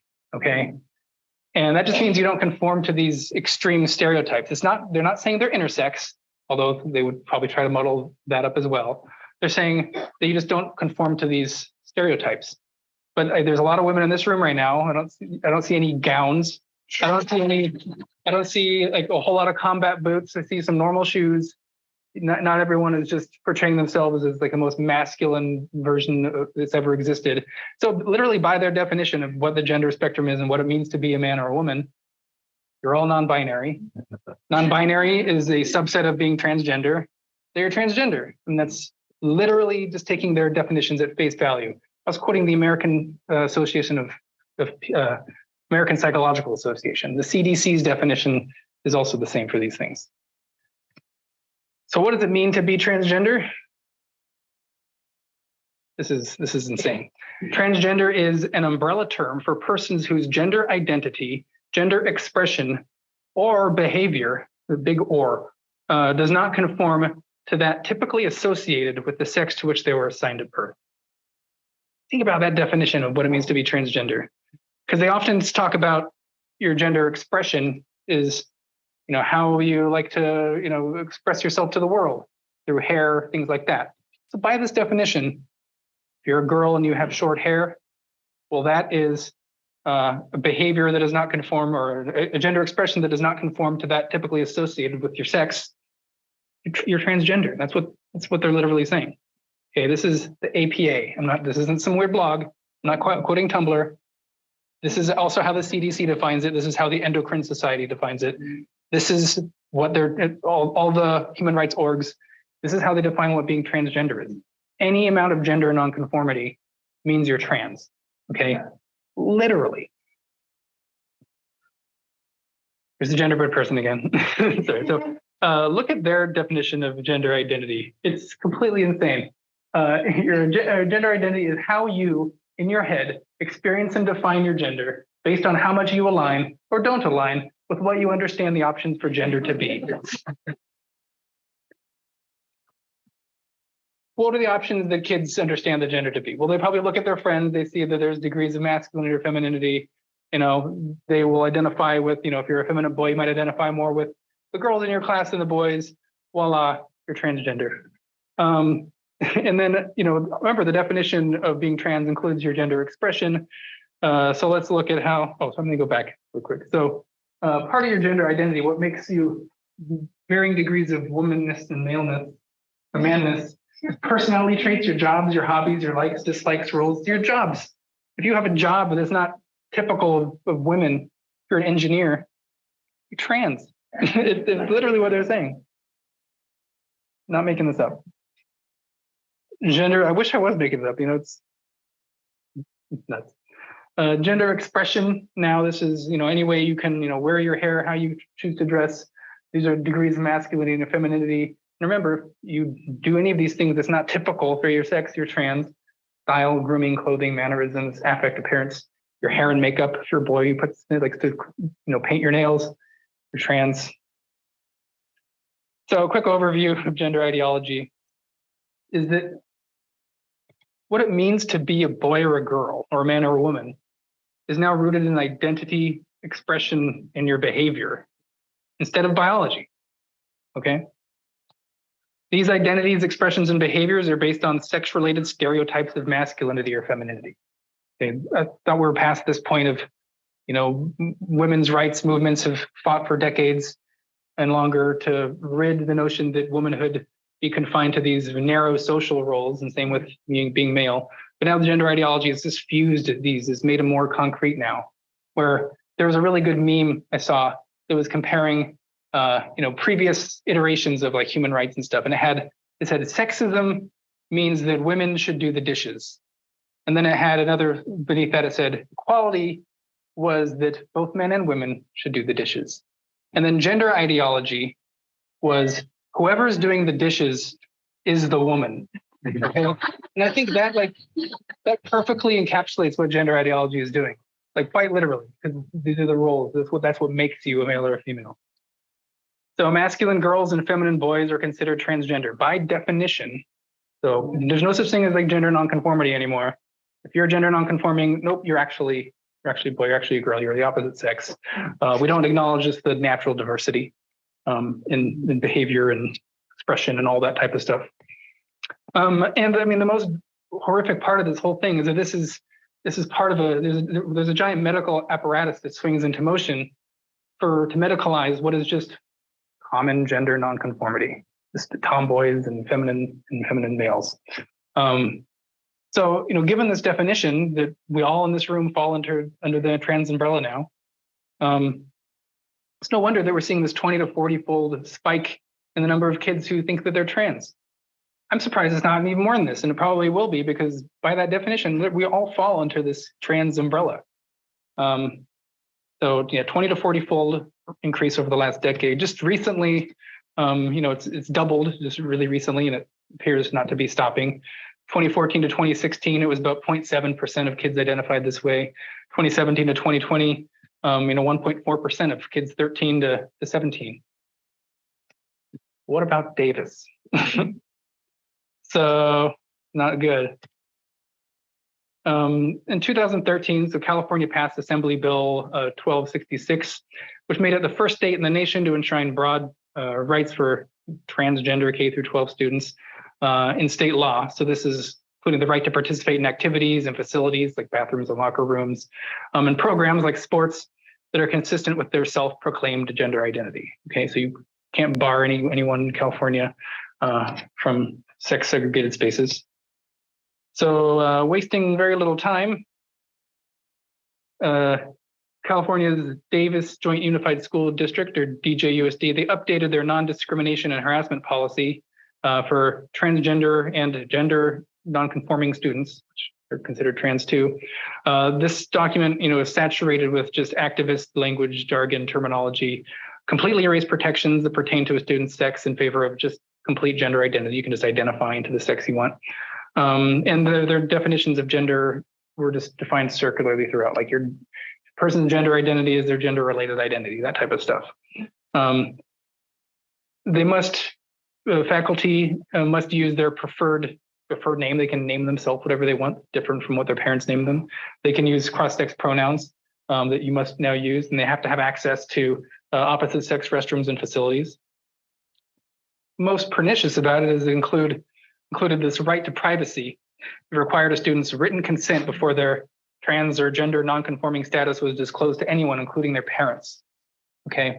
A lot of people want to compare this to the gay rights movement. And should you disclose your kids' sexuality or something to the degree that they have one to their parents? I just want to point out how completely different this gender stuff is than any of that ever is, because we're told that if you're identifying as the opposite sex, well, the first step is, a trip to the gender clinic where they, socially transition you, maybe puberty blockers. So this puts kids on a really, straight and narrow pathway to potentially permanent medicalization, lifelong medicalization. The medical leash is what they sometimes call it.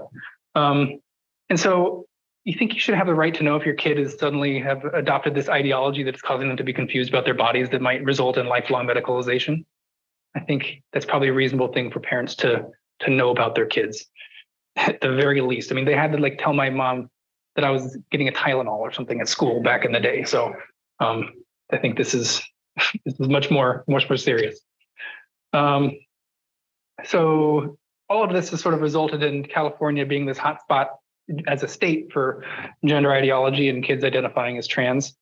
So in California, this was, I think, the 2020 data, 2021, 1.93% of kids identified as trans. So this is 38% higher than the national average. It's worse. So we were able to obtain some documents internally. We mentioned the Youth Truth Survey. This was administered to all DJUSD 5th, 7th, 9th, and 11th grade students at quite, a big cost. And it showed that the rates of trans identification in kids was just soared far above the national average. I'll go through some of these. I don't have a whole lot of time for it, but so when the kids were asked, are you transgender? So when this is November 2021, 3% of 7th and 9th graders responded yes. Another 5% chose prefer not to say. And so this 3% figure alone is more than twice the national average for 13 to 17-year-olds, and 55% higher than other California youth of the same age. Okay, so Davis is already higher than there, but it gets even worse. There's another survey that was done.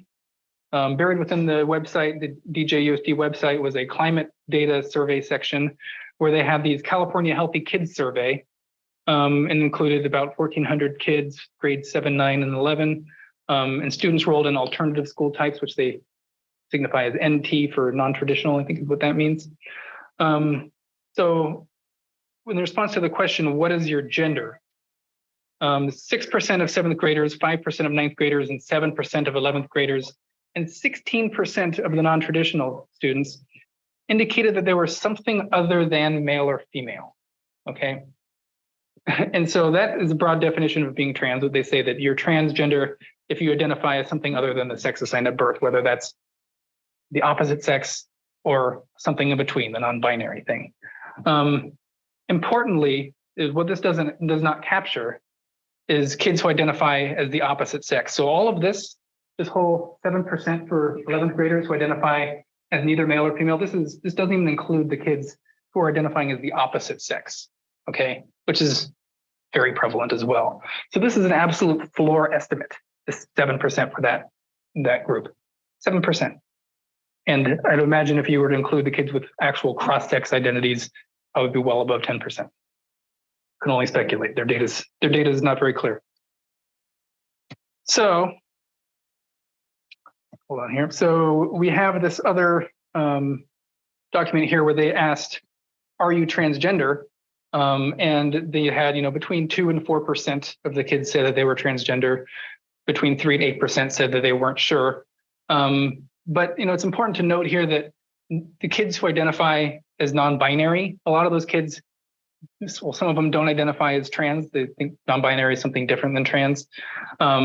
So this isn't a very good question to really get at people who are identifying just out of their sex completely. So we really need to go back to just a previous slide that showed that, the people who are identifying outside of male or female, which would be either non-binary or something else altogether. So when you pool all this data together from all the different groups, this gives an absolute floor estimate of 6%. Okay, for students at DJUSD who can be considered transgender based on, them just not identifying as the sex that they were, recorded at birth. And again, and this is a really important point, is that this is the floor estimate because we don't have the nuanced data on the kids who are also identifying as the opposite sex. So this floor estimate is 4.3 times the national average and 3 times California's national average. Okay, and again, that's the absolute minimum value. It's at least this prevalent. Also, we have, when you look at the those who identify as something other than male and female, they report considerably higher rates of social emotional distress, chronic sadness and hopelessness, and suicidal ideation. So why Davis? That's a question I ask a lot. Yeah, I think a lot of it's demographics. So the demographics here is largely white, upper class, and educated, and that tends to be sort of the class of people that tend to be going all in on the gender stuff.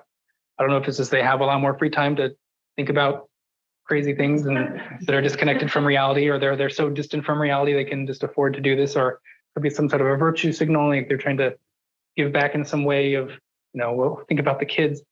There's political orientation. Davis is dark blue. Okay. So there's really no effective pushback except for like from the people in this room here to push back against this ideology that's being swept through. Like people who we see the protesters, people get shouted down when they even try to talk about this stuff. So yeah, all the meaningful opposition just gets squashed. And I think something to recognize here is in the Davis School District, you have this sort of mental illness feedback loop where you have these survey results that show all the trans and non-binary kids are, extremely low mental health. And then they use that as sort of a justification for policies that double down on this gender ideology that further makes the kids detached from their bodily existence. It causes them to have even more plummeting mental health. And then the survey results then show, oh my God, everything's getting worse. What do we need? But we triple down on the gender stuff now. And there's no stopping in that cycle. And this is evidenced too by the superintendent, John Bowes. Is he still the superintendent? I don't even know. Anyway, so they talked about, when disaggregating students by self-reported gender identity, they learned that the students who didn't identify as a girl or a boy, but identified another way, were reporting their less positive experience with school culture and peers and had the worst mental health. And then John Bowes, he said, every time we do a gender inclusive training, we incorporate the data. The clarity of the data has supported the foundational argument for staff that our newer policies about gender inclusivity are relevant and important. That feedback loop, I think, is just, there's all the evidence only points in one direction. We just need more of this gender inclusive stuff. And then another really scary part of this whole thing is that, the Youth Truth Survey data that showed this increase of student depression was the basis for offering this CommuniCare health services on campus that provides the DJUSD students with direct access to transition-related medications such as hormones, letters for medical clearance for transition surgeries, and assistance to advocacy with changing their legal name and gender. Okay, students as young as 12, they can cruise through all of this without the knowledge or consent of their parents because it's underneath this confidential sexual and reproductive health services. This is, my colleague Lior Sapir of the Manhattan Institute, he calls this the school to clinic pipeline, where they have these kids that are, experiences mental illness exacerbated by these policies that double down on the gender ideology. This justifies, creating these campus gender clinics essentially that are just ready to feed them hormones and surgeries without anyone knowing about the stuff out of the goodness of their hearts, to put these kids on their pathway to this permanent medicalization. So I'm just going to end with this question here. I don't know if it's a question, more of a statement. The DJUSD administrators, they need to ponder whether their obsessive focus on gender ideology, which is teaching kids that they may be born in the wrong body, literally, if their appearance, preferences, and behaviors don't align with what is typically associated with their sex, whether this may be worsening students' mental health issues as they reject their natural bodies at unprecedented rates. Seems pretty clear to me that that's what's going on. Hopefully people start to listen, because I don't think you're going to be able to turn your head away from this for too long. So that's my talk. Thank you.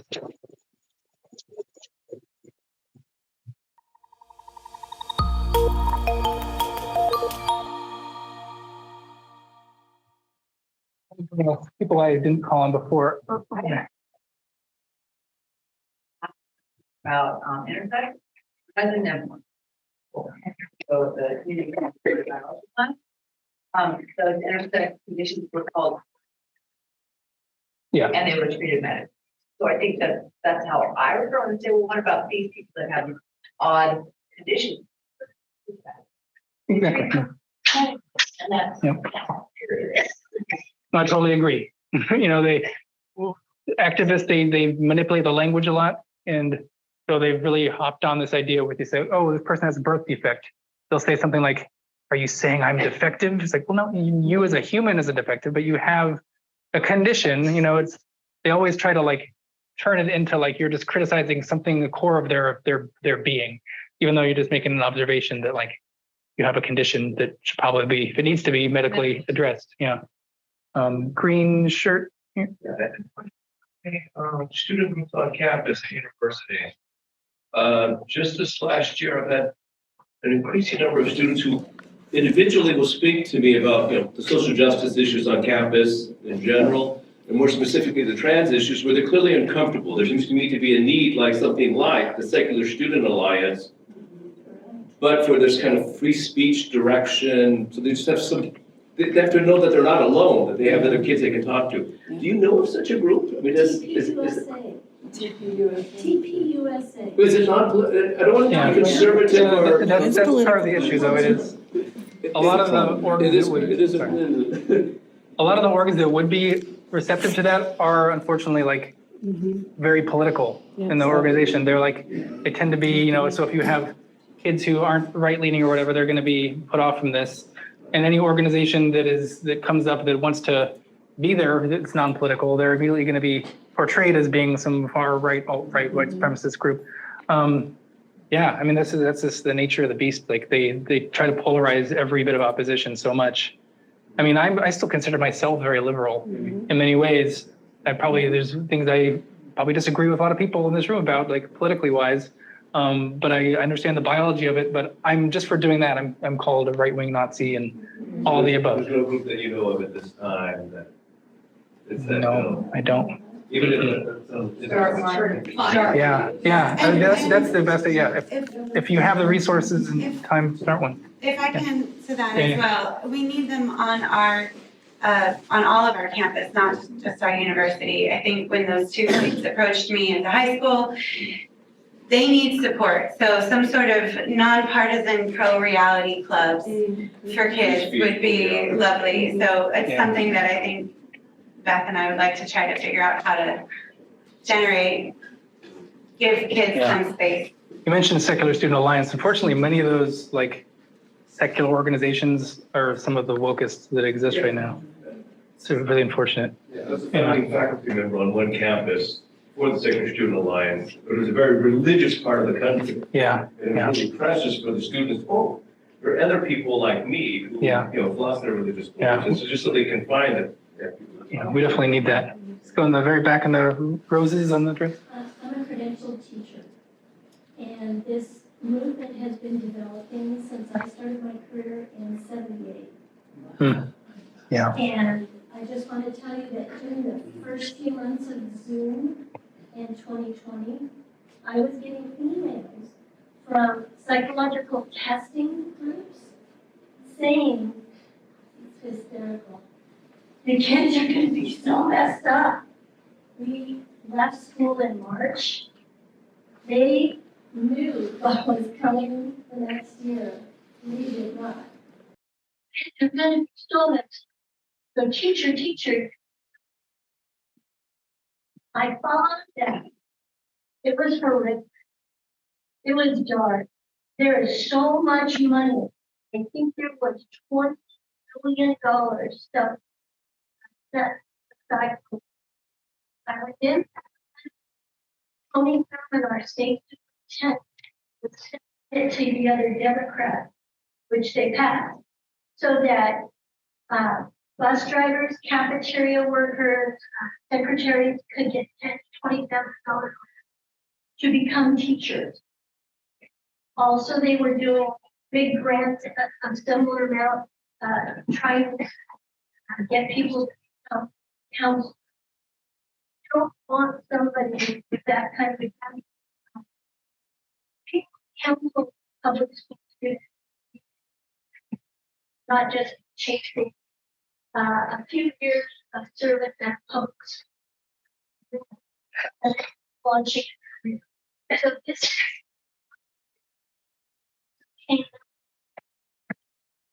increased. It's like a spider's web. Super well organized. I don't know if we have time, so. We have time for more questions. We'll do, yeah, go for it. Why Davis? That's all just speculation on your part, right? The stuff about socioeconomics and whatever else you had up there. You don't have any basis for that linkage, do you? I mean, it's correlational. We could try to do an experiment. It'd be very difficult. I mean, I am speculating that that's the reason. Yeah, that's my opinion. Thank you. No, it's correlational. It's not no evidence. The correlational is, it gives us good reason. He's not pointing out causation, he's pointing out correlation. That's not an opinion, that's a correlation. I'm a teacher at a white liberal school in Washington, D.C., and 3% of the girls are trans-identified. And I just want to share, I have looked at every city or school district in Yolo County, and 6% in Davis, 4% in Woodland. What do you think it is in West Sac at Washington School District? 1%. Yeah. So there's some difference we're seeing if you're just really intelligent, quirky, bright, privileged kids that are going through school in Davis and just learning about this everywhere, in every classroom, in every club, in every, theater group, in your science class. It's affecting the kids. And I think that's why I could do it across the whole state of California, and I'm sure I would see the same kind of correlation. But Yeah. I mean, that's just me looking at it's all Yolo part of a County. broad pattern. When we see the same sort of emergence of these trans identities in all areas that have similar demographics. So, I mean, maybe Davis has it for a separate reason, but it's at least reasonable to assume that it's doing this for the same reasons that we see it everywhere else. Well, and I'd like to just comment. When the laws changed in 2010, and that's when they started to change, that's when we started to see the trajectory going up of kids identifying as being trans. So when they started to teach it in school, and they started in the high schools, and then they moved it down into the middle schools. And then they moved it down now to 4th and 5th grade, and now they engage it now at kindergarten. So we can expect the uptick because kids are malleable, and the younger that they are, the more that, a teacher, the two most important people in a child's life are the parents and then the teachers. So if you're hearing from teachers that you can change sex and that you can possibly be born in the wrong body, these kids believe it. And it confuses them, and it creates the mental health issues that then the counselors come in and try to fix, but it's, like you said, it's very circular. So as the laws changed in California, you can see the trajectory. 2010 is when the laws started to change. So you had a small amount of kids saying that they were transgender, and it grew and it grew and it grew. And as the laws get more, pro trans identity, you see the numbers continue to grow. You can test this also in states across the nation. Those with the most laws that are pushing the transgender education have the most trans-identified children. It makes perfect sense. So we can say correlation. I also know I run a parent group of thousands of parents of trans-identified kids. When they pulled their child from the public school and they took the phone away, not quite as easy as this, but their children returned to being comfortable in their biological bodies. So we know that they're being influenced, right? And that this is nothing in medicine, sorry, I'm taking over, but nothing in medicine grows 5,000% organically or naturally. And you could probably talk a little bit about social contagion. None of this is new. Social contagion has been around. We had hysteria, that's more recent, but you had hysteria, you had bulimia. This all came from Princess Diana. Do you remember Princess Diana was bulimic? Then all these girls became bulimic. Cutting, transgenderism. Now we have mental health issues.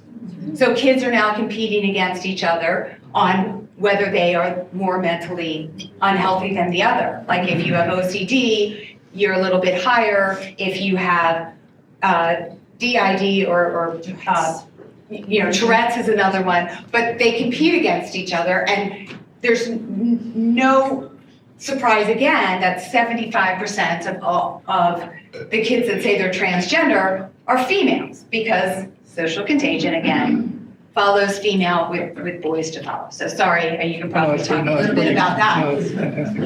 Have any time? I think you have to start your next.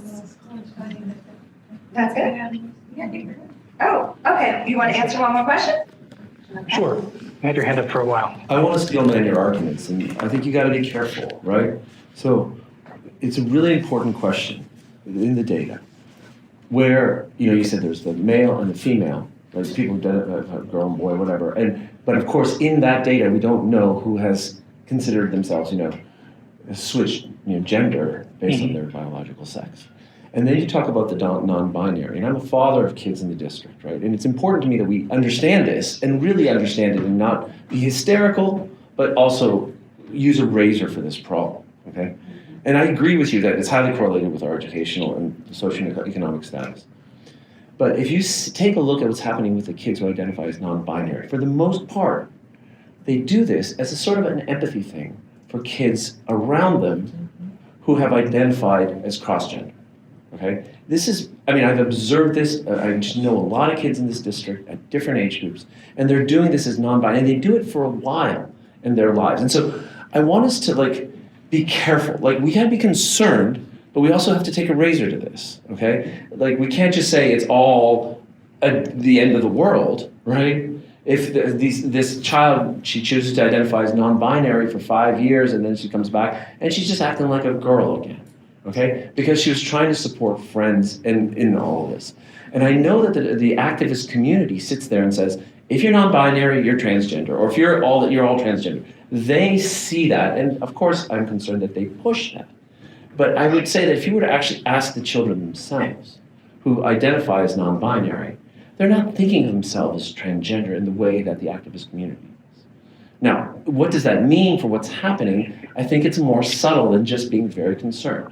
Okay, and then when you quote the suicide statistics, you're going to be attacked about the suicide statistics because they'll say, well, the reason is, they were committing suicide before, right? That's why. And so we have to be careful when we tease that out of the data also.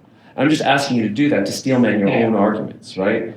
And for us not to be overly hysterical, but to be concerned that it is a contagion. So I'm trying to find a middle ground. I think non-binary can be like a stepping stone either out of compassion for their friends so they don't feel so left out if they're identifying as cross-sexed, and most of those kids probably will snap out of it. I do think it's important to address the ideology if it's in your kids, even if they're a benign non-binary, they're probably going to snap out of it. It's still good to address this ideology as soon as it arises. But yeah, your point's well taken. Yeah, but there is like non-binary I'm just asking, so, nullification. like, what fraction of the population is identifying as non-binary is going for that? I'm not trying to minimize this as a problem, right? That, you know what I'm Right, and I just have to say, you know, we have this issue in Davis, we have Kaiser, we have Sutter, we have Community Care. If a child goes in to talk to the pediatrician, and it happened, you know, with my child in front of me, the pediatrician will immediately, if they hear, you know, they, them pronouns, he, him pronouns, they will mention that there's a gender clinic right here in Oakland, and they will let them know that they have, right there, they have someone they can talk to who's an endocrinologist, who's, you know, an OBGYN, and, you know, gender specialist. And for most of us here who have Kaiser, it's $100 copay for a child to get a mastectomy. So it's not like it's a financial thing, and it's an 80-minute assessment is how long the mental health assessment is for Kaiser. It's one visit. So it's not like it's this, you know, long process that Kaiser is going to go through. They're going to take your child's, you know, if the child says this is what I am and this is the treatment I want, that's what they get. And I'll have to talk to anybody afterwards. But that's the problem with non-binary. The picture that they showed in my child's classroom of the woman who had her breast cut off, the mastectomy, being pregnant, that's the photo they showed my child. So my child is thinking, well, shoot, I don't even need my breast to have a baby. My child doesn't even know what it feels like to breastfeed a baby. And so for them to lose their breast, it's not a big deal. And my child turns 18 in August. That means I had 4 months to keep my child from having that mastectomy for $100 here in Sacramento. And even more interesting is that they just hired 4 new plastic surgeons to do mastectomies here in Sacramento because the demand for top surgeries is so high.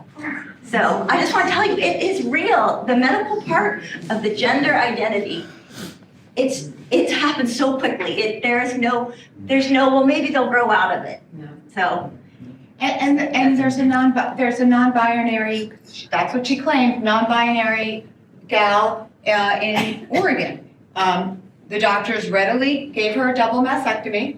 She's non-binary. She got to choose what she wanted to do with her body, and she's now suing because, of course, it did give her the relief, the mental health relief that she needed. So non-binary is not it's not a safe term because all of this moves towards medicalization.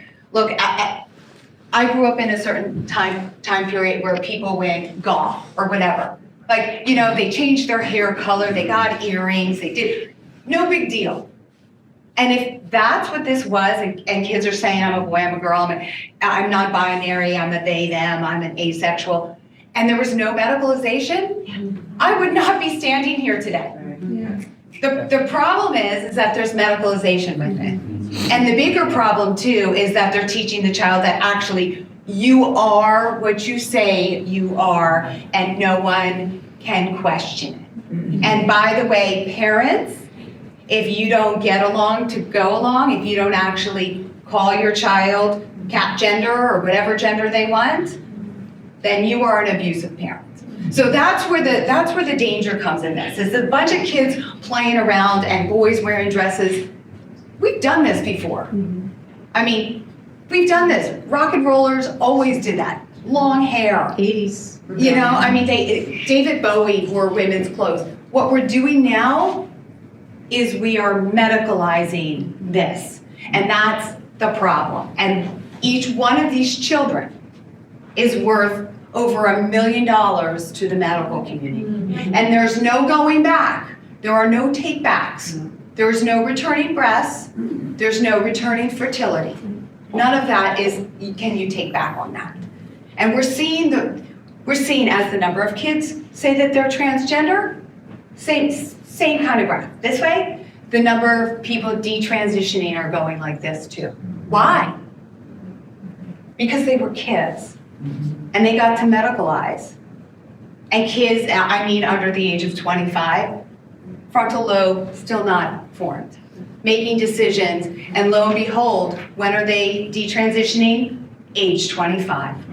No surprise, because now they realize, hey, guess what? I can't actually change sex. I'm still a woman with no breasts now, and I wanted to have a baby. And now I may not be able to have a baby. So. Just one question on this, somebody submitted online, and I wanted to ask you to talk about this too, because, you know, it's these arguments that you hear that you're not armed, really well armed to dispute, but there's the left-handed argument that it's, once they stop demonizing left-handedness, more people identified or came out as left-handed. And so why isn't this just about people being able to express themselves when, for millennia they couldn't? Well, there's several reasons. One, they say that, both society has never been more accepting, yet they talk about how, the trans suicide rate is so high because of how terrible society is. And there's these missing numbers of where were the suicide rates beforehand when all these kids were forced to conform to their, were told that they weren't really whatever they might have identified with. So there's these missing suicide statistics. We would have expected there to be much more suicides beforehand when the kids were supposedly in a society that was much less accepting.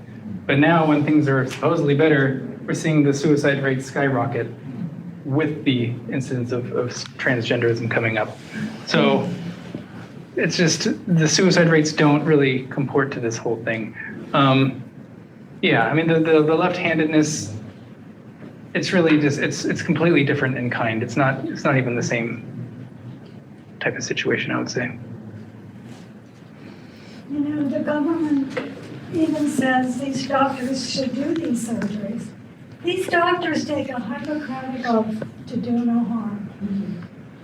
I just think that these physicians should be in jail. Yeah. I just want to know, how do we stop the insanity in the Davis Unified School District? I know going to council meetings and all that, but this is absolutely horrid. What do we do? I would reflect, Ally, get curious and get bold and brave about this. Try to do as much as you can to run for these school boards.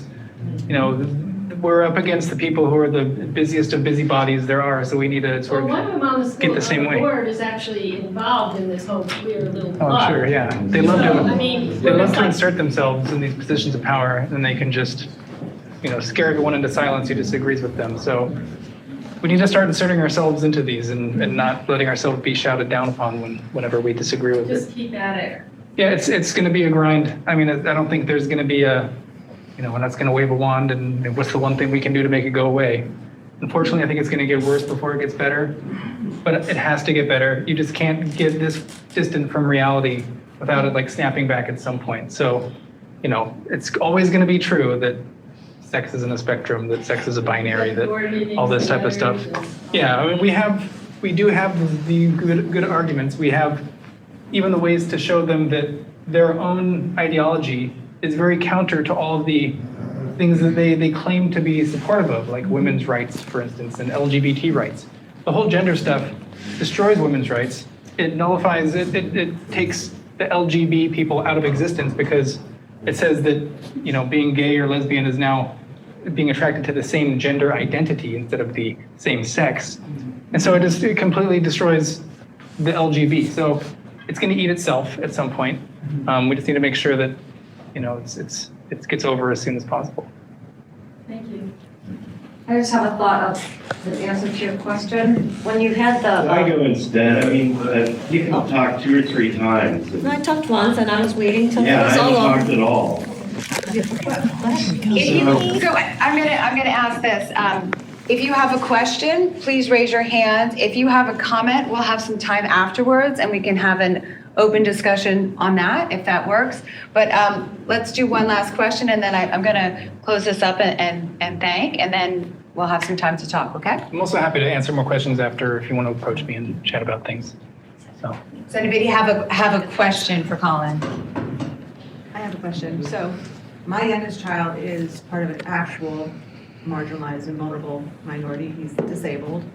And I homeschool him because there's no way I'm sending him in to be told by a beloved authority that you can be born in the wrong body all the time. And what I'm wondering is that ever addressed to educators? That we're telling kids, so he can't transition into able-bodiedness or mobility. Is that ever brought up? That we're telling all these other kids that you're born in the wrong body? My son tells me every night he loves his life. There's no way I would send him somewhere where he's going to be told such a horrible thing. So Is that ever even addressed? Do you ever- Not that I know of. In some districts. No. Yeah, Okay. maybe. Yeah, the parents might have a better experience with that than I do. I'm not a parent yet, but I'd like to be at some point. Cool. Thank you so much.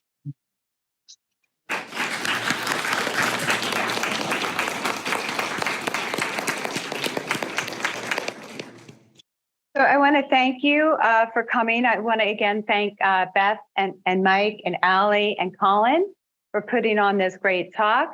I do have some materials in the back. They're one-sheet materials. They can help you have conversations with other people. They're factually based. They're very simply written. There's also a book back there. There's a couple copies of a kid's book, My Body is Me. These are books that you should read to your grandchildren and to your children. I keep them in the back seat of my car in case there's a teenager. They're bright colored. They like to pick them up.